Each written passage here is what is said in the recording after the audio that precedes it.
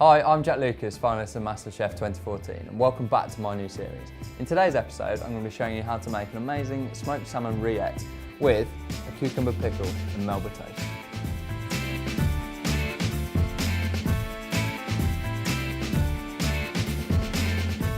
Smoked salmon rillette is essentially a coarse pate, and it's a really simple one to make and uses no fancy equipment whatsoever. So I would urge you all to give it a go if you fancy something super simple that's great to impress your friends with as a quick and easy starter. So the perfect accompaniment for the smoked salmon rillette is a lovely cucumber pickle. Now first things first, add in the vinegar, water and sugar, followed by some peppercorns and some lemon peel, and bring to a gentle simmer. Pour the pickling liquor out into a bowl and use a potato peeler to create some ribbons of cucumber and add this to the slightly cooled liquid. Set aside for 15 minutes or so while we make the pate. Now the thing that I absolutely love about this recipe is how simple it is to make.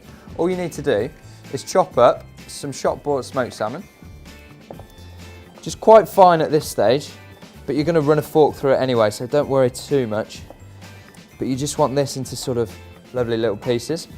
So, we'll add our smoked salmon into a separate bowl, and then we're also going to use a bit of fresh salmon, but if you've only got smoked salmon, that's absolutely not an issue. This is just some keta salmon, which is wild Alaskan salmon, which is kind of why it's slightly paler than what you'd expect, but any salmon will work really, really well in this recipe, and like I say, you can kind of tweak it however you fancy. So, just mash up some of that, and again, just pop that in with the lovely smoked salmon. Now all we need now is something that's just going to help to bind the pate together. So I'm going to use a little bit of creme fraiche. Now add in as much or as little as you like, but you need enough in there so that it kind of all holds together really nicely. I'm also going to add in quite a nice squeezing of lemon. As we all know, fish works really, really well, especially salmon, with a good bit of lemon, and it helps to bring it to life. I'm going to add in a bit of zest of that lemon as well. Just make sure you try and avoid taking any of the white pith because that's quite bitter. Another flavour combination that works really well with salmon is this little bad boy. So these are capers, and again, they're just lovely and they add a bit of saltiness and helps to cut through the richness of the creme fraiche. So I'm going to add in a good teaspoon and a half of those, and finally add a bit of herbs in there. So salmon's best mate is, of course, dill. So a good generous amount of chopped dill in there will just kind of really elevate this dish and make it super special and really luxurious. So just again, give this a nice little chop through. We want it fairly fine so you don't have big mouthfuls of dill at a time.